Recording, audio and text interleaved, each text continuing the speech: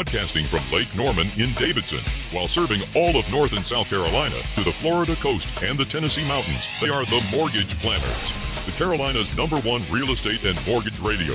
A premium lending experience with a planning approach that focuses on building wealth. Ranked top in the nation for over 3 generations, with well over $1 billion in closed mortgages and 3-time best-selling author. Here are your hosts, Brad and Jacob Roche. The Plan. This is Brad Roche, the Mortgage Planner. Thanks for tuning in and showing up for The Plan. Welcome, Jacob. How are you? Good.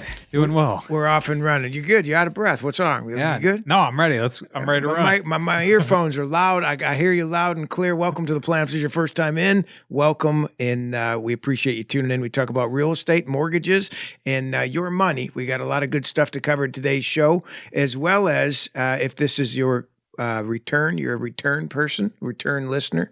Continued listener. Repeat. Welcome back. Repeat listener. Welcome back. Thanks for joining us. All things Lake Norman and surrounding areas for mortgages licensed in Florida, Tennessee, Georgia, and North Carolina. We have partners in Georgia. We are not in Georgia. Yep. But the rest of them we are. So we'll cover you from the coast to the mountains, baby. Yep. Yeah, there's everywhere in between. Today's show is special. We've got a great show for you. We're going to start uncovering the essence of investing, right? I'd like to call it investment property seminar is what it used to be called. We have taught the same pattern for over the last 30 years, passed down from my old man, Grandpa, who owns several properties. I love telling stories about how I would go in the basement as a young man, and back then he had a cabinet. I can picture it now, about as big as a TV, 50-inch TV. Okay, half the size of that. I was little then. It was about half the size of the TV. And so it had numbers on addresses, and it had keys to every apartment that he was managing, and it was 40, 50 of them. And it was like, okay, what's in management? What does that look like? How are you doing it? And a lot of them, he worked for private investors as well as had his own property. So while buying his own, he said, okay, I'll take care of yours too, build a whole company around his real estate portfolio. And a big part of his deals were one of his guys wants to sell or buy. He knew another guy that wanted to buy or sell. Oh. So he would often pair them up, which means there was no other agent on the deal and just brought it all together. He was a deal maker. That's the official term of what that is, making deals and deal maker. So I hope to bring some of that history from our 3 generations in the business and from my experience of owning properties as well. We've taught this for a long time. And the first part we start with is really categorizing out the different types of property. And I don't mean like, a lot of people listening may think of single family, 2-unit, 3-unit. And I'll spend a few minutes on that. We had a call with a client today. A lot of people looking for multi-units right now. Yeah, there are. Like that's the hot thing. Why do you think so? I think it's been a real popular topic about the doors. How many doors you got? How many doors can you get? That's the term that they say. Yeah. Well, when I'm on the phone with him, I said I feel like I'm having a conversation with myself, and you're listening in, because I was saying what would I do right now in today's market, and he had opened up an equity line on his primary residence, and you were just talking about this with another client that was doing the same thing, and you've done it. Yeah, exactly. He was actually talking about moving, selling his house. He has tremendous equity at a 5% rate or below, and he said, well, what if I rent this place out? And I said, well, what's your payment? And he said, $1,200 on a $400,000 house. So easily cash flowing $1,000 a month. And then that also brings him to a new business that he just started too. So he's making cash flow appreciation. He's in the Huntersville area, and we all know that's closest city really to Charlotte, to the north side. So I'm in appreciation there. He's got a lot of benefits to keeping it as a rental, plus going to buy a new one. I reviewed my notes after I had talked to this. This did be another client today that I had talked to, and part of it, he had opened up his line of credit, and I was summarizing my notes. We transcribe them, send to the client because we want to make sure we hear you, and that my team is all on the same page, and it's a big part of it. And part of my notes, it had said on about his HELOC. I said, remember this. He's like, what? I said, it's at 0. Feels good, don't it? You got 200 grand. Let's go to Vegas. I said, I'm kidding, but it feels good at 0, buddy. Yeah. I don't care what you do with it. 0 line of credit or a 200 grand check in the bank, all feels good. But as we went through, what he was looking for as a new investor, and we're talking Charlotte, surrounding areas, maybe give it 45 minutes, 2-unit, multi-unit, and you like doors. Yeah. Like you all come up with these new names for stuff. You know what I mean? Like house hacking ain't nothing more than renting a room to your buddy. Exactly. Okay. Well, but So a three bedroom house, well, now you got 3 doors if you house hack versus if you do one single family, now you get 1 door. Yeah, but these words you're using, like house hacking and doors, and doors has been used, but you know what I'm saying? It's not common language in old school investing, if you want to call it that, or I agree. Current times. There's a lot more lingo coming out. Yeah, there is. Yeah, a little It's good, specialized though. language. So I'm learning as I go. That's why we got you here too, to make sure just myself and Jacob Roche joined with Element Home Loans, 704-412-2727, or go to fortheplan.com. But as we talked, you know, it was all focused on 2 to 4 units, whatever doors you want to call it, but multi-units. And I said to him, I said, well, you know, what comes to mind why people, because he isn't the only one. Been a lot of people asking the same thing, and it's like, why you keep asking 2 units? Is someone like pushing this out? Like, is it the hot top? Is it pumpkin spice? Right. So you're listening on the webinars and stuff, and it's like, if I'm hearing a lot of people say that, you know, I think when you hear high rates or higher rates, you think if I have more doors, I'll be able to cash flow. And that isn't necessarily true. I think it's just as much the opposite somewhat. If anything, I think it's the same but different. The joke I told you earlier, it's the same but different. It just because you have more doors doesn't mean you're going to cash flow on it. No, you're right. I completely agree. There was a investor that came in, duplex, I believe it was 700 purchase that we were on, but it broke even still. So even though the rent came in perfectly, I think it was like $2,200 per side. I remember that one. Yeah. Still not cash flowing. That was really break even, maybe $100 more. And you have to start to look at, well, why is it not cash flowing? Well, you either are not putting enough down, the price is too high and rent's too low. A few reasons, right? I'll add them up. Or price. Did I mention price? I said price. Yeah, I would say interest rate right now. I know that's one of them. I was saving that one. Yeah. But yeah, that's a part of it. And that goes to date to rate, marry the house, blah, blah, blah. Not where I'm going with it. Yeah. But there's factors that will play as you go, changing the cash flow. It will. Taxes are going to go up too. So it's not going to get much. Sometimes it can go the other way. You have to look at what are you building and why and in your portfolio. And that's why we've broken them down into 4 categories of property, simple categories. But what portfolio are you building? It's like, are you buying all of one stock, 2 stocks, 3 stocks? What are you building in a portfolio? Is it a portfolio of crypto? Is it a portfolio of the top 500 in the nation? So there's differences. Is it a mix of both? Yeah. That's what I want to talk about and how we look at the properties and what you're after. And as we talked with this guy today earlier I wish I would have just recorded the whole thing and had him here, because it's really the essence of deciding what portfolio you're building and what properties you're looking for. Where do you start as an investor? And you'd think, well, get qualified. I'm past that. This is an investment property forum I want to talk on and get more into the weeds on really building the portfolio and where do you start and what's the easiest way to get there. And also what's some protections that are there. And I think 2 units and multi-units can be one. I mentioned it to him. You know, if one person moves out, you still got 2 people there on a 3 unit. Sure. You're not as exposed. So I get all of the ins and outs that come with that, but I want to break down the 4 categories that every property falls into so that we're clear as we say, well, is that a type A, B, or C, or D? Which one is it? And then you can identify, I'm focused on a lot of A's. Well, did this guy even look at the B's? So we're going to take a quick break, come back, break down some of these 4 categories as we start exploding into the next investment for your portfolio. We'll be right back.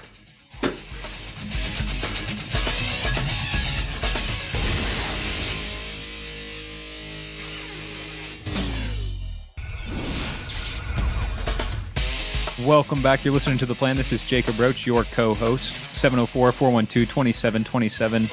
And we're breaking down the top 4 types of properties, not only investment properties, but these specifically.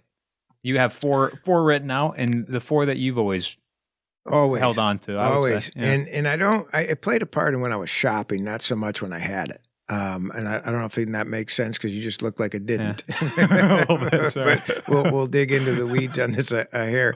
The first one is what everyone wants: cash flow. Yeah. You wanna buy a property and have passive income that comes in, and the best passive income is a 0 balance on the mortgage.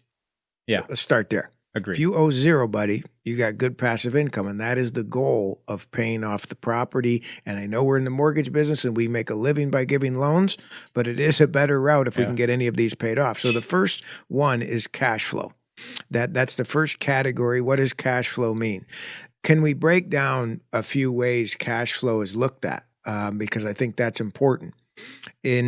When you have an LLC, and I'm going to describe it this way, because I do recommend when you get into any properties, you at least have one LLC set up so that you can start managing the money properly. But if we're talking cash flow, I'm talking, hey, my payment's $2,000 a month, and I get $2,500. I have $500 in cash flow. Yeah. After taxes, expenses, and everything else, I made $500 a month.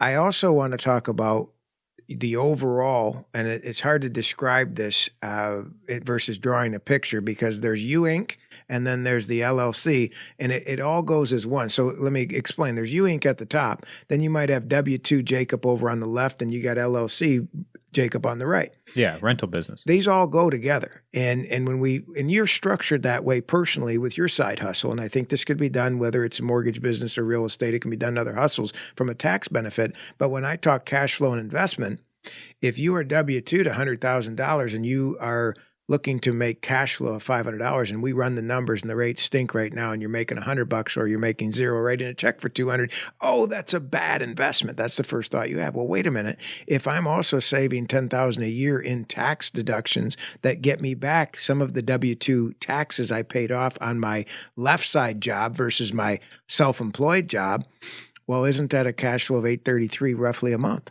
Yeah. Yeah. So now if I am writing a check for $200, I'll keep on my scenario. If you can keep up with this, $200 I'm losing per month, but I'm gaining $833 or $10,000 in deductions per year to offset. I'm up $500. Yeah. Yeah. So it's still there, even though you wrote a check on the right side of the paper. Yeah, you're right. I think that a lot of times that people analyze the total cash flow monthly, and they're looking for home runs, 1,000 a month, 500 a month. Who wouldn't? I would too. I agree, but when it comes down to it, it's not there. Well, 200 cash flow a month is 2,400 a year is what you're making. Yeah. Call it 500. Well, it's $6,000. It's $4,000 roughly difference, I would say. Well, it's not that big a deal when you do get a tax refund because of what you're doing. It is a big deal. Here's the difference, right? Here's what I've come to figure out. When would you, if you won the lottery, I'm going somewhere. If you won the lottery, would you take it all right now or have them spread it out? I would do it all right now. Yeah, that's how most people want their money. Yeah. All right now. So follow me on. Yeah, Okay. yeah. So now I said, oh, you're going to write a check for $200 a month on right side of the paper. But on the left side, you're going to get a nicer refund because you've organized to have expenses and you have deductions on this. So you'll pay less taxes and actually get a bigger refund. Let's call it that $10,000 we were talking. Oh, I have to wait for that a year. Oh, that is true. You could. It's a nice surprise at the end of the year. And you could adjust your withholdings with your W-2 job to be less so you're not paying as much in each month. But I think that there's a part of getting that lump sum at the end that can change your business. Yeah, you're right. A lot different. It is. Like for me personally, I was talking to a client today, same client that I mentioned earlier, and I was like, personally, for me in this situation, I could probably rent my house out for $2,200. That to me would be about $500, give or take, loss on my property. Well, maybe at some point, $6,000 a year. Yep. So, I mean, what does that do for my tax refund or my tax breaks that I get on my W-2? But I think it's comfortability too. Like I wouldn't be comfortable losing $500 a month, things like that. Oh yeah. Don't get me wrong. But, there's a lot that plays into this. Yeah, there's a lot of decisions. I said to the guy that I talked to, that we both talked to guys today. Yeah, right. But the guy I talked to today, I was telling him, I said, if the other category that we're going to talk about is appreciation, it has to be. If cash flow is one, appreciation is going to be one we're going to be leading into as type B. If he's after appreciation, the more he spends, the better off he is. Now, let me ask you this. Does a 2-unit appreciate the same as a single family? I wouldn't say so, would you? I would not. No, Yeah, I don't. no. Why would you say not? This is off the cuff, but why do you say no? Family looking to more select buyer. I Yeah, guess. less people. Yeah. You 100% right. You hit the answer. Ding, ding, ding. You win. Less people are buying those properties. When you looked for a house as a primary residence, not yet married, why didn't you look at a 2-unit? That's a good question. I didn't want to. Yeah. Well, no, you got a neighbor, so you didn't look at a 2. Why didn't you look at a 3-unit, 4-unit? Yeah, I wasn't interested. Raising a family at some point or another in this house. Yeah. Advantage is less liability. Yeah. Yeah, as an owner occupied, for sure. That's the best of house hacking, to have a multi-unit. It's official with 4 different kitchens, 2 different kitchens. That's the best. Yeah. But if we're talking about appreciation and competitiveness in the market, is it a more desire? Like, I think there's less out there. So is it more desirable for people like him looking? And I said to him, can you find anything? Have you found anything? No, I haven't found anything. Oh. And a couple of them here, a couple of them there, but none of them cash flow. I'm actually losing money per month. Oh. And then he was going to use his home equity line of credit, HELOC, as part of his down payment. And we're looking at 20% down, 70 grand-ish, somewhere in there. And that's a good chunk out, and that'll cost him about 500 interest only. So now you compile that with the loss in the property. So this is stupid. Yeah. And I have to agree with that. But why'd you go in? Why did he go in? He was looking at 20% down. So there's things that we can do depending on what he's looking for. One I said, if we're out to, I said, what do you want out of this? And I said, never mind. You want to get rich. You know what I mean? Fair, yeah. And I said, who doesn't? That's kind of a trick question. That's not what I was asking. But you can afford, he could, a little bit of loss, and has taken a heck of a beating on his taxes from not having anything going on the side. Oh, yeah. So when we compared all that, and I said, well, look at, not only would you get a tax refund, tax return would be updated and have better results from a tax standpoint. Huge. You might lose $2,400 a year. You might gain 10 over there. And you also might gain 10 in appreciation. True. So I got 20 against your 2,500 in cash flow. Well, yeah. Yeah, you see what I mean? What's the perspective you're looking? Now, that wouldn't fit everyone. I understand that. I have to have 1,000. I want to retire. I have another lady I'm talking to now. She's heavy on, I want to quit my job, and real estate is the replacement for it. So I got to make 1,000. I got to make 500 a month. Yeah, that's a totally different attitude. Yeah, true. This guy is making great money, has great cash flow, wants to retire. I want to make some money. I don't need it today. I want to make some money. Well, tax advantage, throwing that in savings, also starting another retirement account within your LLC would be a huge move. But then also the appreciation, you can afford the couple $100. We're rolling. Yeah. And if we're doing appreciation, one more thought, we're doing appreciation. Well, think about it. 2-unit or a single family. Now think about this, 300 grand or 400 grand. You rather have 400 rolling up or 300 rolling up? Yeah. So there's some decisions, and there's a point where he's going to say, no, that's too much. Yeah, I agree. There will be a point, like if they move out of that single family, your liability is more than a 2-unit. If they move out, you're stuck with that whole bill. How far can you go? Well, $200,000 line of credit can go quite a ways if I'm only using 70. Don't want to drown it there, but a couple months isn't going to hurt this guy based on his financial position today. So is it really risky for him to go 25% down on a $400,000 house that he can have people competing at to rent? Rents go up. He's only losing a couple $100. The guy's going to come out 20 grand ahead year over year. Yeah. And that's fast math. And, yeah, it is. And plus refinance. I mean, refinance when the time does come. I mean, rates, hopefully, fingers crossed, don't ever. But even without it, this guy's winning. But yet when he called me, he was losing. Why? Because it was all cash flow. Yeah. And all one perspective.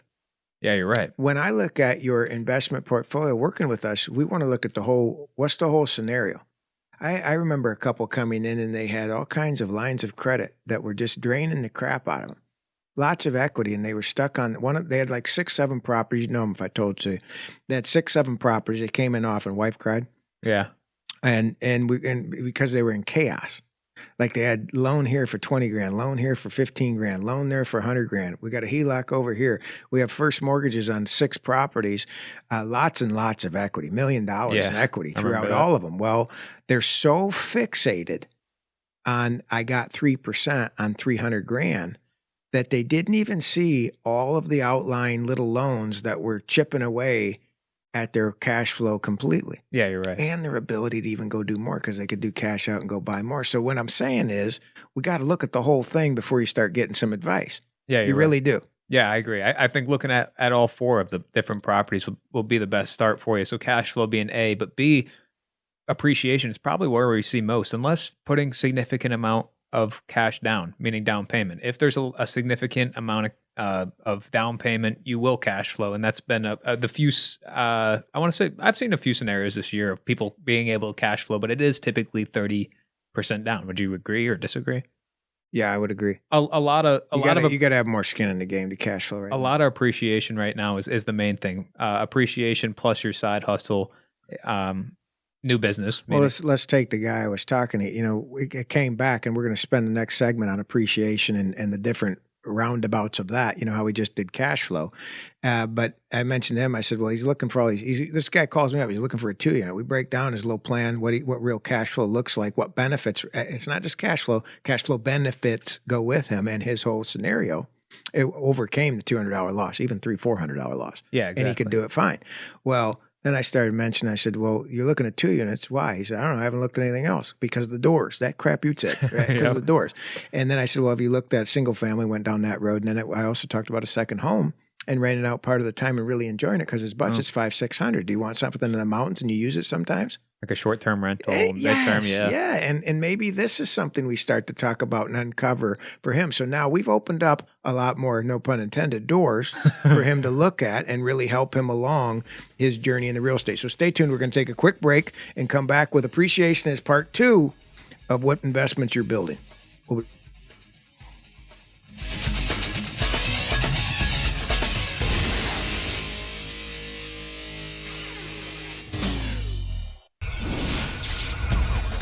Investor Focused, Part 1. Welcome back to The Plan. This is Brad Roche, joined with Jacob Roche, the Mortgage Planners, and you are tuned in 704-412-2727. Direct dial for questions, comments, sly remarks, or go to fortheplan.com and leave your sly remarks elsewhere.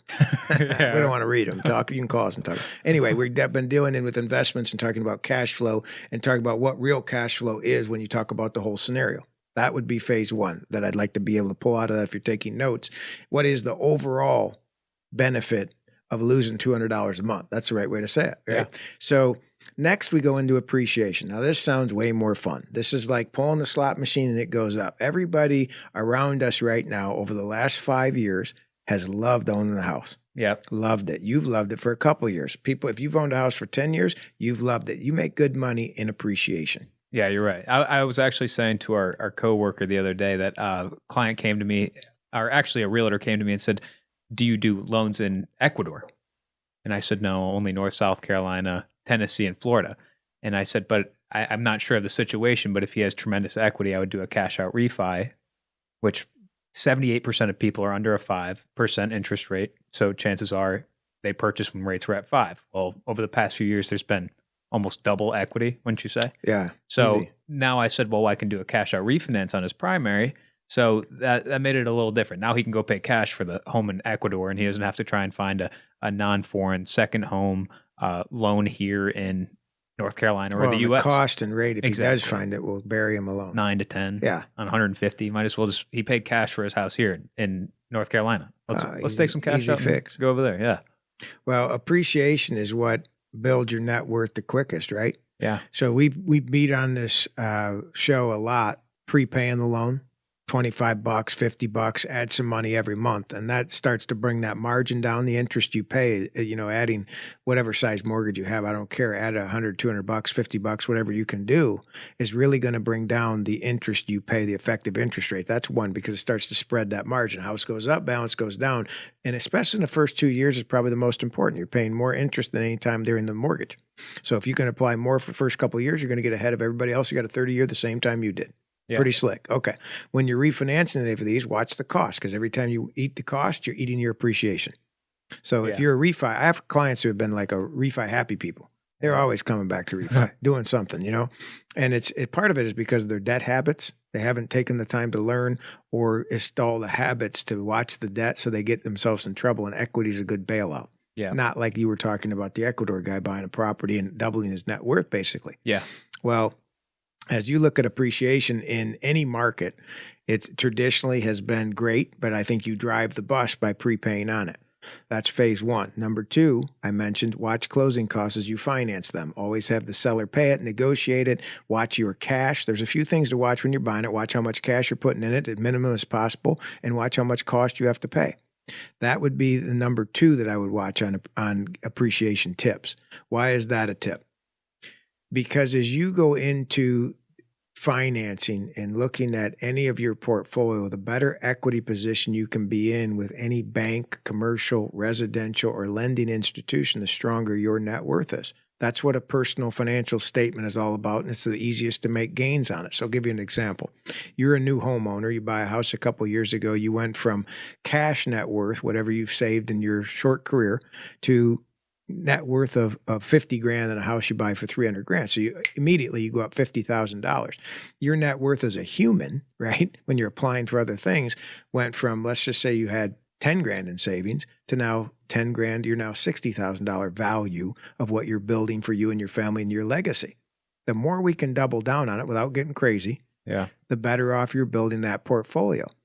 On paper, for commercial things, when you go to buy, like we ended up getting into commercial loans. So this is a whole different dialogue around appreciation, but we got into commercial buildings, building properties, some of the strip malls that we did. You were, Taco Bob was in there, and we had the coffee bar in there, cigar shop in there. It was the best, right? Yeah, it was great. Appreciation on those can be very dependent on the rent. And I would almost say that that's very similar to the value is based on who's going to rent it and how much. Yeah, okay. Well, isn't a 2-unit too? Is going to be similar to that. Meaning that a single family, you always have single family people buying houses. 2-unit commercial properties is all based on how much money's coming in. Like there's a value that's determined by the rent. Yeah, true. You don't have to do that. Just because this guy goes out and buys a $400,000 house, it's going to appraise out at what it does. But if I'm doing it as a cash flow basis of what he's renting it for and comparables that way, it could appraise differently, especially on commercial paper. Totally different game. Yeah, it is. So single family is easier to get in and out. It just is. So you're saying the appreciation on a commercial property depends on the lease, or let's say the tenants that you have in. Yeah. Okay. Let's say the rents go. You're going to get less value on that property. Okay, I agree with that. So like complex in downtown Mooresville, there's not many tenants in there, or not great quality tenants. There's one that's actually completely empty. It looks like it used to be the value today would be less than somebody if you went to buy. Let's say it sits right now and it's worth $1 million. Yeah. I'm mouthing off now, giving you some tips on this of what I've seen. But let's say it's $1 million and it's vacant. Yeah. Got some nothing good in it. Even needs to be. Then we won't call it fixed up, but it doesn't have anything in there. Commercial building. You go and you go to the bank and you say, hey, I want to buy this building. You've got your cash, you've got your equity, you've got your personal financial, you're all in line, you qualify, and you have a signed lease by someone of a good company for 5 years, and the rate is at $8 versus $12 a square foot. Your value will come in less based on $8 versus $12. I could see that. It's part of the mathematical equations of commercial space. And how can it not be effective? Like if you're renting it out for $5, how much can the value really be? Because you're not collecting the dollars that come with it as an investment. Okay, yeah. So see, when you talk about commercial, residential 2 to 4 units, it all is going to kind of fall into that line versus single family. Is almost like you're not even in the business of rental. Yeah, true. Value-wise. You're right. Yeah. So and it's my point being, it's easier to get in and out of a single family. So I had a ton of them, ton of single families. I was trying to remember with the guy, I had probably 3 or 4 2 units, multi-units. Didn't make any more money. In fact, they were just harder to sell. Yeah. And you had 2 people that you had to deal with instead of just one tenant. Family. Yeah. Yeah. Okay. That's fair. So it's a lot different, but appreciation, I think you can control that some with watching the cost you pay to acquire the loans, because you're going to keep modifying it. You think of a client Joe brought in, done their loan 5 to 9 times with us. Oh, yeah. They've spent in excess of I would say an extra 10 grand they probably could have avoided. And fees and just redoing loans. Well, because they had some mind changes and different, I'm going to try this, we need this, and there's some thinking ahead. So why am I going over all this in general? Well, what portfolio are you building? And it helps you think ahead before you make costly moves. And listen, when it's 50 grand net worth, or then it goes to 60 because you bought the house, it was 10 and now it's 60,000 net worth. Every 5 grand you chomp on that hurts. Like when you go to list it and sell it, the realtor's going to take a commission that comes off your equity. Yeah. Well, then you got less net worth. Yeah, you're right. So all of the 4 grands here, 3 grands there add up. My point being, so do the $50 and $100 per month you're compiling down on it. Yeah. And you're getting out of hundreds of thousands of interest by doing that. Meaning by prepaying on a mortgage. That's what I said earlier when I had the conversation with the guy I was talking to. He was thinking about selling his property, his primary. He bought it 19 years back in Huntersville. So might have bought it for $200, probably less than that. It's worth $450 now. Well, now if he was to rent it out, it's $2,200 a month. And he said, I told him to go and get a HELOC set up so that when he is ready to move, he has a down payment that he doesn't even have to touch any of his investments, 401k, things like that. But also him moving houses, renting this one out, and renovating it, he would still cash flow. And I said, you'll have about $300 left over. And he said, well, I've been paying on this mortgage for 19 years now. And I said, well, why not throw the extra $300 in cash flow that you're getting on this property, put it towards the mortgage. You're going to pay that off in probably about 6 years. Yeah, you could do the math on that. Here you're already skipping ahead to a next chapter in our next show. No, you are, but you're on the right track. Take that rent money and let's get rich off of somebody else paying that mortgage down. That's where the total, the buy down, paying it down, and appreciation really compiles. And then plus renovating, he said that house down the street from his, newly renovated, is selling for $50,000 more than what they would list theirs at. So he said mainly being new floors. Yeah, so we're going to get into 2 more of the 4 categories of properties, and as you're investing in real estate, that we're going to uncover. We've talked about cash flow and the different dynamics of how you view it on U Inc. We talked about appreciation and maximizing it. We're going to talk a little bit about 2 more when we take a quick break and come right back.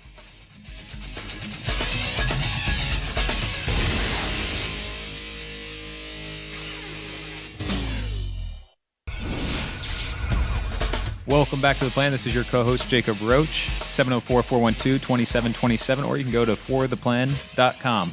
We've covered cash flow, property A, property B is appreciation, and then we got a couple others. Yeah, we got one good one. This one's going to shock you. Both. Yeah, right?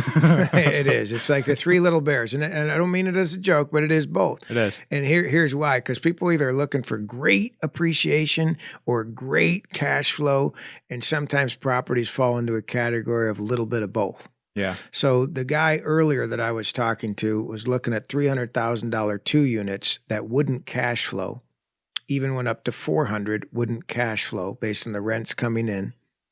And the appreciation was not going to be as strong as a 400,000 new home in a new community. I know it won't. Oh, yeah. Right. Think of the difference. It won't be. No, not at all. So I said, what are we after in this? And this is where we went down the line of you're kind of looking for, you're not going to, you buy a 2 unit that's barely cash flowing, waiting to refi, if it even cash flows some, even though you'll have the benefit of the tax deductions and things we talked about on U Inc. Got it.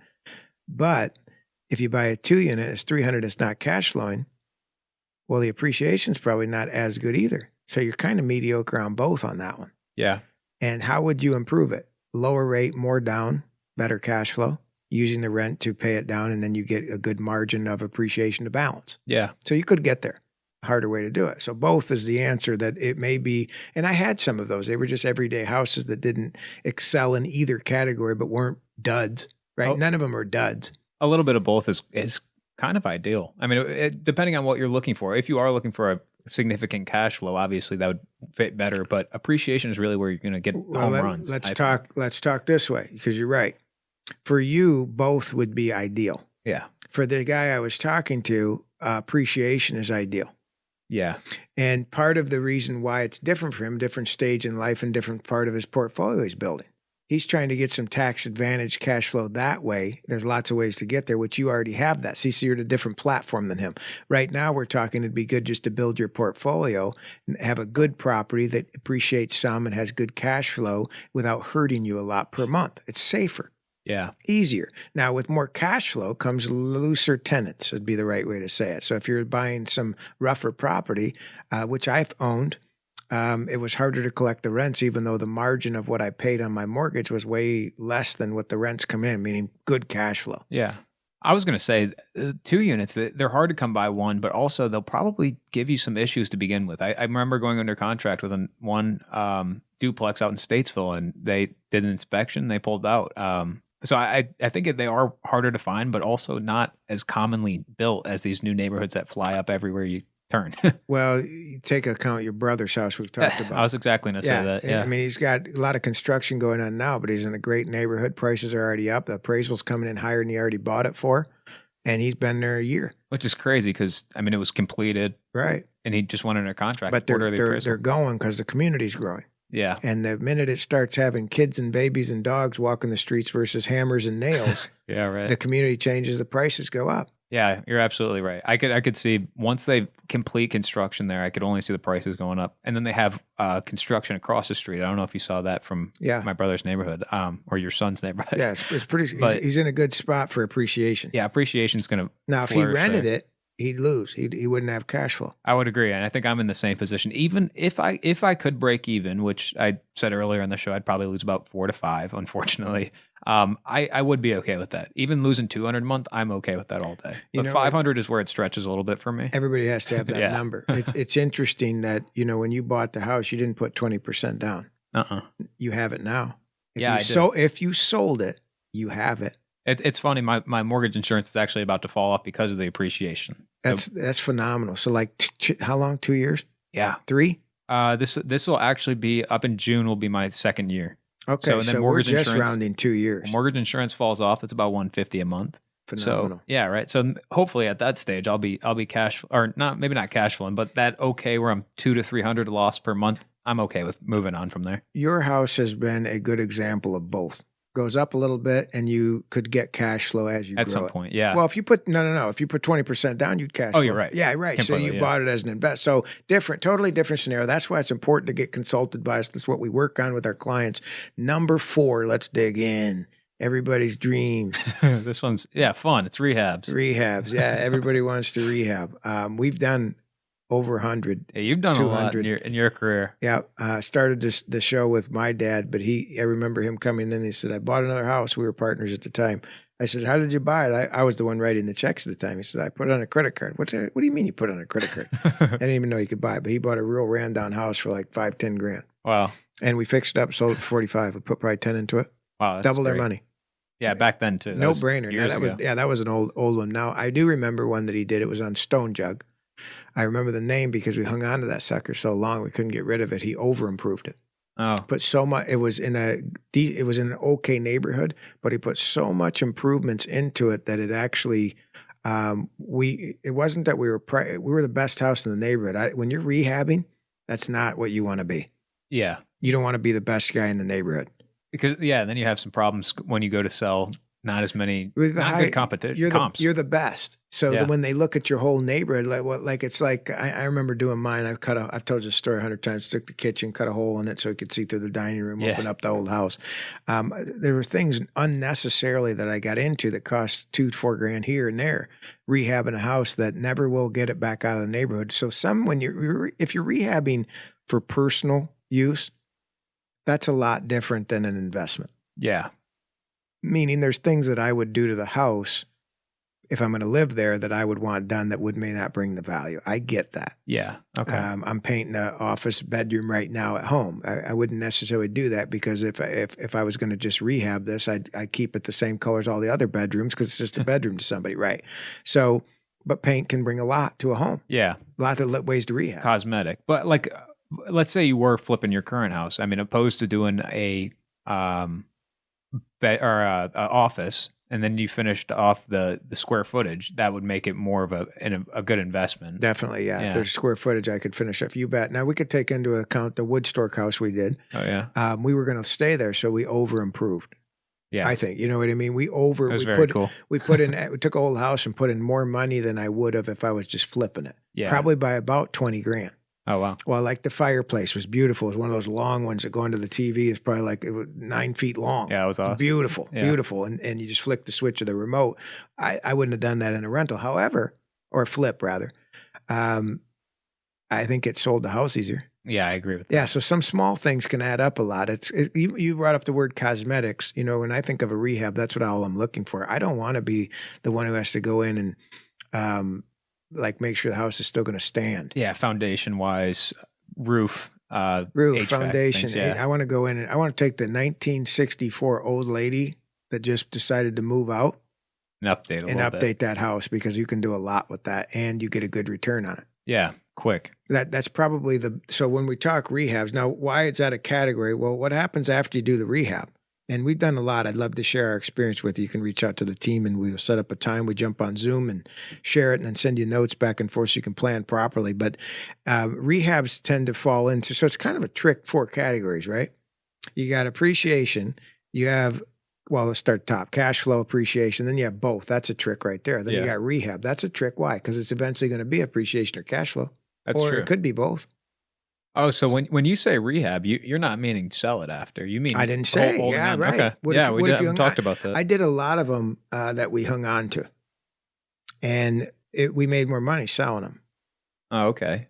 It was quicker. Why keep your money in it? Like I buy a rental, I rehab it, put 20 grand into it. I guess you could say I'm going to get better cash flow if that's a thing right there on that house. I'm getting better cash flow, but if I put 20 into it, as my cash flow is improved by $200 a month, geez, man, Yeah, I see what you mean. I'm 10 years out to get my money back for rehabbing it. But it ran it easier. That's not what I'm interested in. I'm interested in getting rich or making a quicker buck, right? Yeah, As most would be. Getting your money back out of it to go and move on to the next. Well, Really. that's why I would say sell it and take that money, and that was a good hit. Why? When you bought it, was the intention to rehab it and to hold it, or was it let's see No, where we it goes? flipped them all. I would say 90% of them Okay. we would flip. Why did I keep any? Because we couldn't sell them. I Stone was gonna Jug. say okay. Yeah, we rented that out because we couldn't sell it. We over improved it. Couldn't get the dollars out we thought we could, so we rented it out, and later sold it and broke even. Yeah. Okay. Never got the money out, but we let some appreciation catch up. So that was an option we had at the time, and you don't always have that option. And a lot of people will do rehabs and, oh, I could fix this place up for 5-10 grand. Like we've gone back and forth in a couple, and I'll send you, I think you could do it for this. And you're already catching on to what I'm thinking number wise and running numbers of cost into it, and which we may be off some, but not by a ton. Unless you uncover something. Yeah. But on a rehab, you want to look at it as, I know you could do it cheap. I've always said, but what does it cost a contractor to come out and do that work, or someone licensed? Because if you got hurt on the job, Yeah. who would finish the job? And if you sit on a rehab because you did get hurt for 2 months, you now have carrying costs that are going on, Yeah, and you're on. right. And you have what took this guy so long to get that house done. What was wrong with it? And I think that's great. That's why you're a great person to talk to about that. Because when I was thinking, man, I could fix and flip this. I'll replace floors. That's no problem. I can throw out some trash, paint some walls. But realistically, if something was to happen where I staple my toe, or who knows? But in other words, is that It wasn't a staple, and that's a true story. Yeah, that was a nail. Buddy of mine was doing it, and he did that. Oh, really? Yeah. I stepped on a nail when I was a kid too. He was Went in straight through. No, he shot in the gun, Oh, the nail gun. yeah, see, he was doing floors, and it popped him. He was out for a week. Yeah, definitely realistic. So I would have never thought about that in terms of getting a fix and flip for myself to work on. Like I would have never thought maybe I should get a bid and consider what if I can't do all this. Cash is hard to come by, right? And in many of the conversations we have with investors, is keep your cash, have seller pay closing costs. Like this guy who has $270,000 or whatever to a line of credit, 230, whatever his line of credit is. We started at the beginning of the show with his story. That is a lot of money, but can go really quick. You're right. So know your categories, know where we're coming from. You've been listening to The Plan, 704-412-2727, part 1 of Investment Property. We'll see you next time.